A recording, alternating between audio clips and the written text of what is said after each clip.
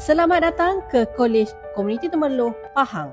Untuk makluman semua, kampus ini merupakan kampus larangan merokok atau vape. Sekarang anda berada di bilik persidangan bangunan pentadbiran Kolej Komuniti Temerloh. Bilik persidangan ini mempunyai dasar keselamatan dan kesihatan pekerjaan.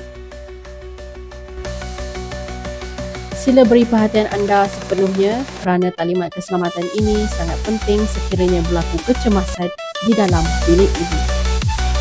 Sila beri keutamaan kepada warga emas, wanita mengandung dan orang kelainan upaya.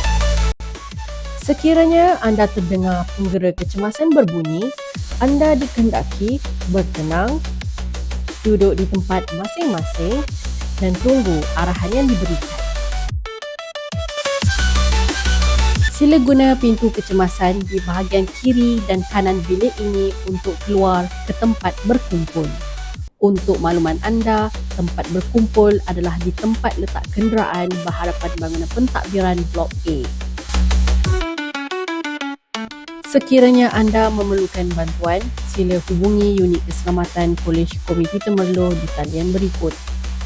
Semoga taklimat ini memberi manfaat kepada semua dan terima kasih.